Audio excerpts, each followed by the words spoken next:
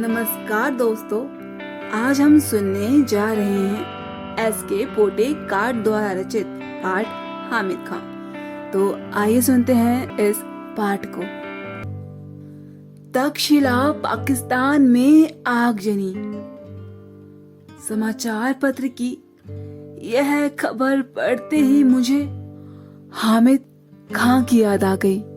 मैंने भगवान से विनती की, हे भगवान, मेरे हामिद खां की दुकान को इस आगजनी से बचा लेना।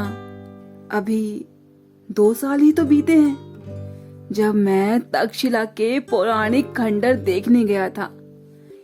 एक और कड़कड़ाती धूप, दूसरी ओर भूख और प्यास के मारे बुरा हाल हो रहा था। रेलवे स्टेशन के करीब 1.25 मील की दूरी पर बसे एक गांव की ओर में बढ़ चला। हस्तरेखाओं के समान फैली गलियों से भरा तंग बाजार, जहां कहीं नजर पड़ी धुआं, मच्छर और गंदगी से भरी जगह ही दिखी। कहीं कहीं तो सड़े हुए चमड़े की बदबू ने स्वागत किया। लंबे कद के पठान अपनी सहज अलमस्त चाल से चलते नजर आ रहे थे। चारों तरफ चक्कर लगा लिया, पर अभी तक कोई होटल नजर नहीं आया। फिर मन में विचार किया, इस गांव में होटल की जरूरत ही क्यों होगी। अचानक एक दुकान नजर आई जहां चपातियां सेकी जा रही थी।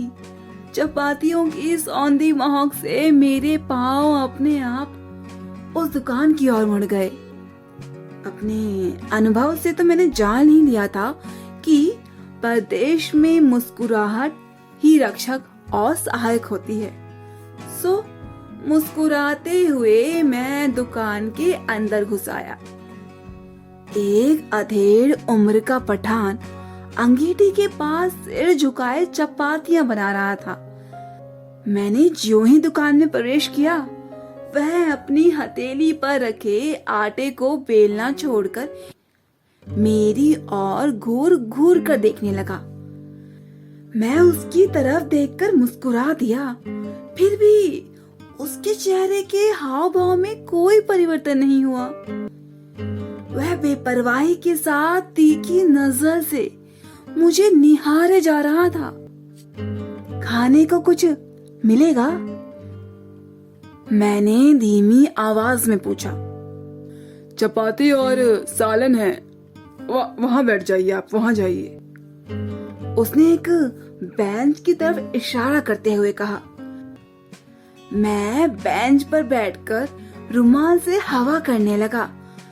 मैंने दुकान के भीतर झांक कर देखा। बेतरतीबी से लिपा हुआ आंगन, धूप से सनी हुई दीवारें। एक कोने में तो खाट पड़ी हुई थी, जिस पर एक दड़ियाल बुढ़ा गंदे तकिए पर कोहनी टेकी हुए हुक्का पी रहा था। हुक्के के गुड़गुड़ाहट में उसने अपने आप को ही नहीं, सारे जहान को भुला दिया था। भाईजान, आप कहाँ के रहने वाले हैं? चपातियों को अंगारे पे रखते हुए उस अधेड़ उम्र के पठान ने पूछा। मालाबार के, मैंने जवाब दिया। उसने यह नाम तो कभी नहीं सुना था। आटे को हाथ में लेकर गोलाकार बनाते हुए पूछा, यह हिंदुस्तान में ही है ना? हाँ, भारत के दक्षिणी छोर मद्रास के आगे है ये। क्या आप हिंदू हैं? हाँ, एक हिंदू घर में जन्म लिया है। उसने एक फीकी मुस्कुराहट के साथ फिर पूछा, आप मुसलमानी होटल में खाना खाएंगे? क्यों नहीं? हमारे यहाँ तो अगर बढ़िया चाय पीनी हो या बढ़िया पुलाव खाना हो तो लोग बेखटके मुसलमानी होटल में जाया करते हैं। वह मेरी बात पर विश्वास नहीं कर पाया। मैंने उसे बहुत गर्व के साथ बताया, हमारे यहाँ हिंदू मुसलमान में कोई फर्क नहीं है। हम सब मिलजुल कर रहते हैं। भारत में मुसलमानों ने जिस पहली मस्जिद का निर्माण किया था ना, वह हमारे ही राज्य के एक स्थान कोंडूगल्लूर में है। हमारे यहाँ हिंदू मुसलमानों के बीच दंगे नहीं के बराबर होते हैं। उसने मेरी बात को बहुत ही ध्यानपूर्वक सुनकर कहा, काश मैं आपके मुल्क में आकर यह सब अपनी आंखों से देख सकता। क्या आपको मेरी बात पर विश्वास नहीं होता? मैंने पूछा।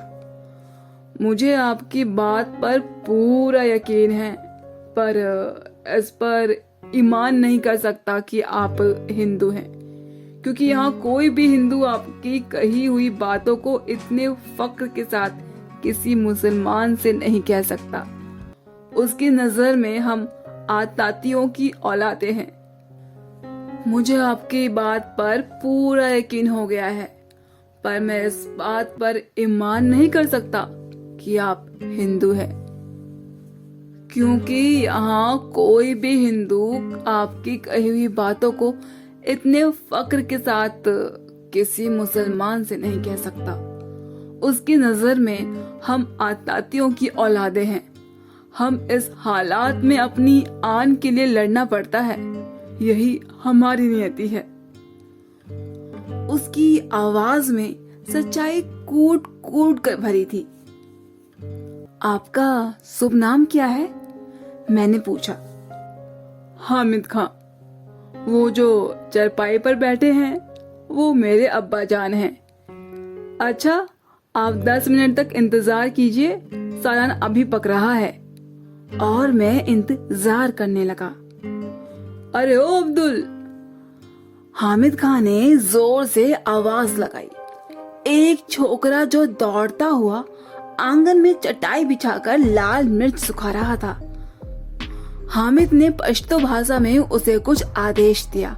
वह दुकान के पिछवाड़े की तरफ भागा। भाईजान, जालिमों की इस दुनिया में शैतान भी लोग छिप कर चलता है।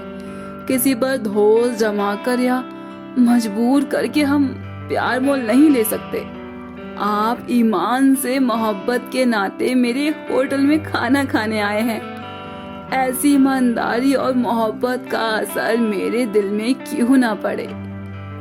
अगर हिंदू और मुसलमान ईमान से आपस में मोहब्बत करते तो कितना अच्छा होता। धीमे स्वर में बोलते हुए वह अंगीठी से आखिरी चपाती उतारकर खड़ा हो गया। जो छोकरा पिछवाड़े की तरफ गया था, उसने एक थाली में चावल लाकर सामने रख दिया। हामिद खान ने 3-4 चपातियां उसमें रख दी, फिर लोहे की तश्करी में सालन परोसा। छोकरा साफ पानी भरा एक कटोरा मेज पर रखकर चला गया। मैंने बड़े चाव से पेट भरकर खाना खाया। कितने पैसे हुए? जेब में हाथ डालते हुए मैंने हामिद खान से पूछा।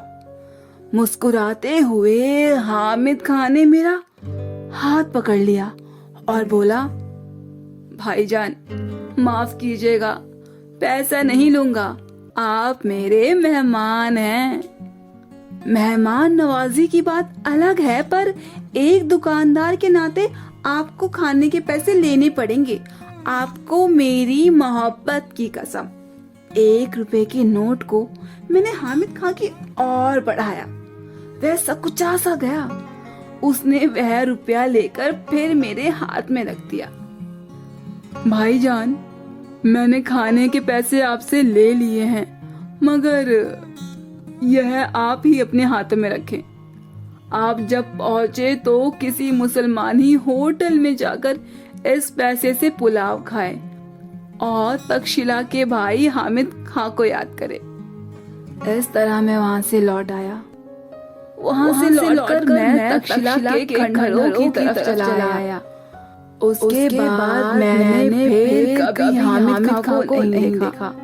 पर हामिद खां की आवाज, उसके साथ बिताए क्षणों की याद आज भी ताज़ा है। उसकी वह मुस्कान आज भी मेरे दिल में बसी है।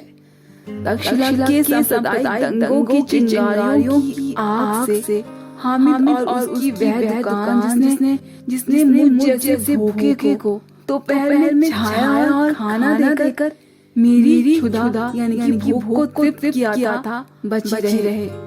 मैं बस अब यही प्रार्थना कर रहा हूँ, बची रहे। मैं बस अब यही प्रार्थना कर रहा हूँ।